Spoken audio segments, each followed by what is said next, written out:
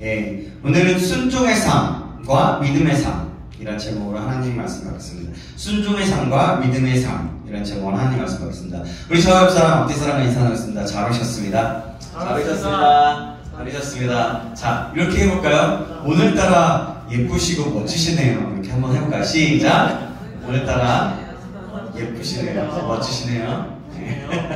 좀 다르게 해봤어요. 오늘따라 좀 보고서 해요. 좀 부담스러우면 이렇게 할게요. 사랑합니다. 다시 한번 사랑합니다. 사랑합니다. 사랑합니다. 네, 좋습니다. 네, 오늘 본문은요 어떤 내용이냐면 산상수, 예수님이 하나님의 나라를 선포하고 가르치고, 그래서 하나님의 나라는 어떤 것이고 하나님께 하나님이 어떤 일을 우리가 좀 지켜야 되고 우리가 어떤 말씀대로 살아야 되는지에 대한 내용들이라고 해서 그런 내용들을 하면서 산상수훈을 통해서 가르치시고 난 다음에 내려와서 기적들을 행하신 내용입니다. 그 기적들 중에는 또 중간에 또 제자도에 대한 이야기도 있죠. 예수님의 가르침을 통해서 백성들은 놀랍게 반응합니다. 왜냐하면 예수님의 가르침은요, 서기관들과 비교할 수 없는 권위가 있었기 때문이고, 겉으로만 나타내려는 그런 종교 지도자들과는 달랐기 때문입니다. 1절을 보면 예수님이 산에 내려오실 때에 수많은 백성들이 따랐습니다. 산에 내려오셨다는 것은 산상수훈의 말씀을 선포하신 후라는 사실을 알 수가 있는 겁니다. 말씀하는 거예요. 그때 어떤 거냐면 한 나병 환자가 예수님 앞에 나와 고치심을 간구합니다. 갑자기 이렇게 얘기하죠. 주여, 원하시면 저를 깨끗하게 하실 수 있나이다 했을 때 예수님께서는 손을 대시고 내가 원하노니 깨끗함을 받으라 하시니 즉시 그의 나병이 깨끗하여졌다라고 말씀합니다. 사랑하는 여러분, 예수님께서는 마음이 원하시면 그대로 되시는 분이셨습니다. 왜 그럽니까? 그분은 자신을 높이고 뭔가를 하려고 하신 분이 아니라 하나님의 아들이시고 이미 그 권세도 가지신 분임에도 불구하고 다른 내 자신의 이름을 나타내는 것이 아니라 하나님의 뜻을 이루신 분이기 때문입니다. 예수님께서 원하셨던 것은 하나님께서도 원하셨던 거예요. 이렇게 예수님은 하나님의 뜻을 이루면서 나병 환자를 고치심으로 하나님의 나라를 위해서 이루어 나가신 것입니다. 예수님께서 원하시면 모든 것이 됐어요. 예수님께서 원하셔서 혹시라도 우리 가운데 질병이나 또한 어둠이나 또 어떤 또 억눌림이나 또 자유하지 못한 어떤 부분들이 있다면 예수님께서 원하심으로 인해서 참된 자유함과 낫게 되는 역사 일어나길 주님의 이름으로 축원합니다. 아멘. 그 후에 어떤 일이 일어납니까? 바로 백부장의 하인을 고쳐주신 이야기가 나와요. 백부장은 로마 군대의 지휘관입니다. 군대를 통솔하는 자예요. 그죠? 그런데 하인의 병을 위해서 친히 예수님을 찾아와서 간구하고 있어요. 참 대단하죠? 그 군대 장관이, 군대 대장 100명을 수하에 있는 그 군대 대장이, 지휘관이 예수님께 찾아온 거예요. 자, 8절 말씀 보겠습니다. 8절 말씀 같이 읽어볼까요? 8절입니다. 시작! 이르되 주여, 내 하인이 중풍병으로 집에 누워 몹시 괴로워하나이다. 아멘. 다시 한번 읽을까요? 시작! 이르되 주여, 내 하인이 중풍병으로 집에 누워 몹시 괴로워하나이다. 아멘. 그때 예수님은 이렇게 대답하십니다. 내가 고쳐주겠다. 그런데 8절에 백부장의 놀라운 고백이 나옵니다. 8절 말씀이 지금 더 중요한데, 자, 한번 볼까요? 8절 말씀 또 한번 같이 읽어보겠습니다. 시작! 백부장이 대답하여 이르되 주여, 내 집에 들어오심을 나는 감당하지 못하겠사오니 다만 말씀으로만 하옵소서. 그러면 내 하인이 낫겠사옵나이다. 아멘. 야, 놀랍지 않습니까? 말씀만으로만 하옵소서. 그러면 내 하인이 낫겠사옵나이다. 여러분 생각해보세요. 놀라운 고백 아닙니까? 말씀만으로도 하면 낫는다는 것을 믿었던 거예요.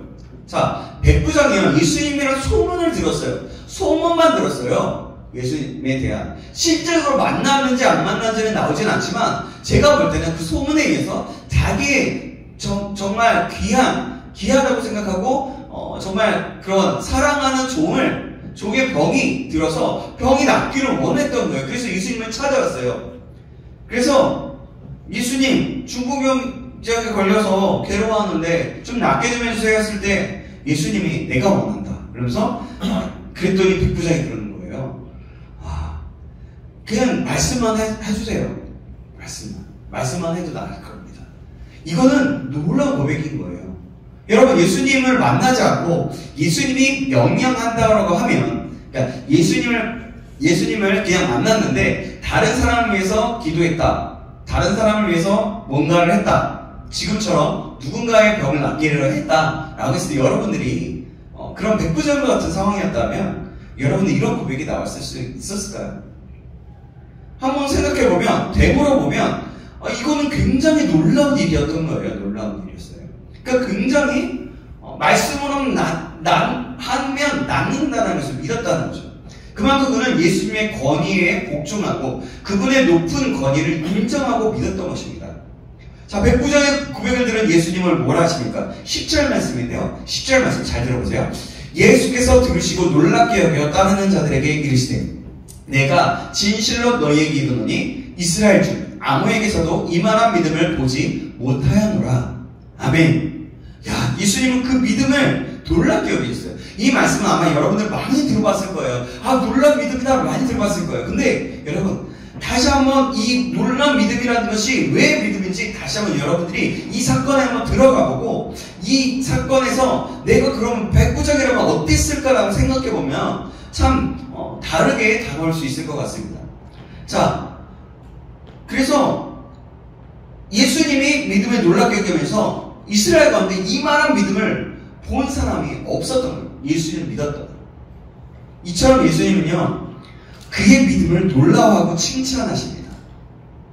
이렇게 예수님이 놀랍게 여기며 처음으로 믿음을 칭찬한 사람은 이처럼 이방인인 로마의 백부장이었어요. 바로 하나님의 구원이 유대인에게만 있는 줄 알았는데 사람들이 마태복음이 유대인들을 향해서 쓴 내용이거든요. 그래요. 그래서 유대인들에게만 구원이 있을 거라고 생각했는데 이제 유대인들을 넘어서 이방인들에게까지 확대되었다는 사실을, 이 놀라운 사실을 유대인들이 알도록 하려 하는 거예요. 사랑하는 여러분, 예수님은 백부장에게 칭찬을 아끼지 않으셨습니다. 백부장의 믿음은 정말 대단한 믿음이에요. 여기서 우리는 어떤 것을 배울 수 있을까요? 우리도 백부장과 같은 믿음을 갖기를 소망해야 한다는 것입니다. 이것은 하나님께서 원하시는 거예요. 이 말씀을 통해서 하나님께서는 우리에게 백부장과 같은 믿음을 가지라고 말씀하시고 도전하고 계신 것입니다. 여러분, 너의 믿음은 어떤 믿음이냐? 이방인들까지도 사랑하시고 믿음을 가지게 되면 구원을 얻게 되고 하나님의 나라를 이루는 것에 동참하는 것을 얘기하면서 하는 거예요. 그러나 너희도 이를 통해 새로운 믿음을 가질 수 있도록 기도하고 소망하여 그러할 때 내가 믿음을 허락하고 하나님의 뜻을 이루는 도구로 함께 쓰일 것이다 라고 말씀하고 있는 겁니다. 그래서 여러분들에게 동일하게 질문하는 거예요. 유대인들에게 질문하는 것처럼 여러분들에게 동일하게 너희들에게 이런 소망이 있느냐? 믿음을 가지고 싶은 소망이 있느냐? 그렇게 질문하는 거예요. 그렇다면 나는 너희가 이 믿음을 갖기 원한다. 여러분, 이 믿음을 소망하고 갖게 되길 주님의 이름으로 축원합니다. 아멘. 사랑하는 여러분, 이 음성에 정말 믿음으로 아멘하시고 백부장과 같은 놀라운 믿음이 우리 가운데 있어서 정말 누구를 보면 우리 원어의 청년부 한 사람 한 사람을 보면 참 믿음의 사람들이 있구나. 이 백부장과 같은 믿음을 소망하고 기도하게 돼. 정말 놀랍지 않아? 도전이 되지 않냐? 사람들이 그것을 보면서 어른들이 혹시라도 그런 모습을 보면서 도전이 돼서 청년들이 너무나 예쁘고 너무나 예쁘다, 너무나 멋있다. 이런 청년들이 우리 교회를 또 이끌어나가겠지? 또 그러면서 더 열심히 청년들을 위해서 기도하실 거고 본인들도 도전이 되어서 믿음에 대한 소망을 갖지 않겠냐는 겁니다. 정말 여러분들이 그런 사람이 되시길 주님의 이름으로 축원합니다. 그 이후에는 베드로의 장모를 고치신 이적과 많은 귀신 들린 자들과 병자들을 고치신 예수님의 이적을 소개하고 있는데요. 14절에서 15절 말씀이 베드로의 장모를 고치신 이적입니다. 베드로의 장모님이 열병이 누웠는데 예수님께서 손을 잡아주셨을 때 열병이 떠나가고 회복되어서 예수님과 일행의 수종을 들게 되었습니다.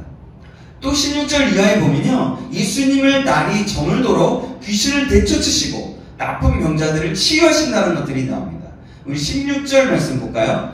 16절 말씀 제가 읽을게요. 저물매 사람들이 귀신 들린 자를 많이 데리고 예수께 오거늘 예수께서 말씀으로 귀신들을 쫓아내시고 병든 자들을 다 고치시니 라고 말씀해요. 그렇게 치유한다는 치유의 손길이 일어나고 있어요. 이 일에 대해서 마태는 역시 이 모든 것이 구약이 예언된 말씀임을 말씀하고 있어요. 17절 말씀 보실까요? 17절 말씀 같이 한번 읽어보겠습니다. 17절 말씀입니다. 시작! 이는 선지자 이사야를 통하여 하신 말씀에 우리의 연약한 것을 친히 담당하시고 병을 짊어지셨도다 함을 이루려 하심이더라. 아멘. 이 말씀은 구약의 이사야 53장 4절의 말씀입니다. 4절 말씀 제가 읽어볼게요. 그는 실로 우리의 질고를 지고 우리의 슬픔을 당하였거늘 우리는 생각하기를 그는 징벌을 받아 하나님께 맞으며 고난을 당한다 하였노라는 우리가 잘 아는 말씀 하고 있는 거예요.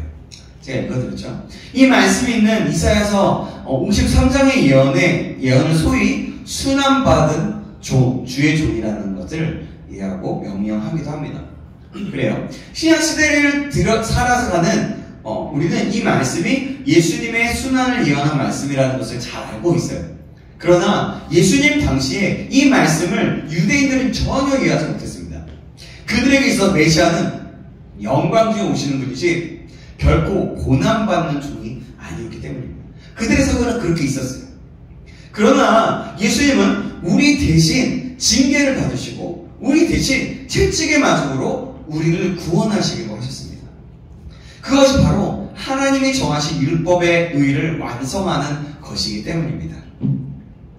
예수님은 이렇게 하나님의 뜻을 계속해서 이루어가면서 하나님의 나라를 이루어가시고 율법의 의를 완성시키시고 계시는 거예요. 지금 마태복음 8장의 말씀이 현장이 그렇다는 거죠. 마태복음은 이처럼 귀신 들린 자, 병든 자들을 고치신 것이 바로 이사야의 예언을 이루시는 것이라고 하였습니다.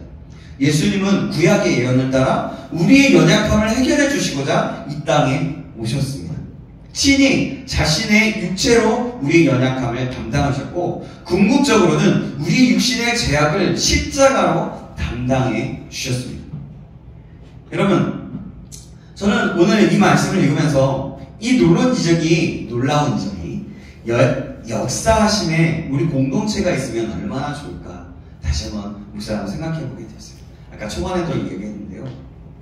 그리고 지금 혹시라도 여러분들 앞에도 있지만 제가 어쨌든 지금 저 되게 많이 답답하거든요. 찬양하다가 목이 막 메요. 그럴 정도로 되게 답답해요. 제 폐가 그리 좋지 않은데 빨리 낫게 되기를 간절히 소망하는 마음이 더 생겼던 것 같아요. 이 예언과 이적들이 사랑하는 우리의 원해의 청년부의 있기를 간절히 소망합니다. 아멘. 그래서 놀라운 역사하심이 넘쳐나기를, 그래서 경험되어지기를 주님의 이름으로 축원합니다. 아멘. 그게 뭐냐면 억눌린 자들이 살아나며 병든 자들이 고쳐지는 예수님, 하나님의 나라가 선포되고 하나님의 나라가 이루어지는 것, 바로 예수님의 사역, 예수님의 역사인 거죠. 정말 우리에게 이런 일이 일어나길 다시 한번 간절히 소망합니다. 아멘. 19절에서 22절 말씀은요, 주님을 믿고 따르는 자의 각오, 즉 제자로서의 삶에 대한 각오를 말씀하는데요. 내용은 이렇습니다. 한 서기관이 일수께 나와 간구하면서 어디로 가든지 따르겠다라고 합니다.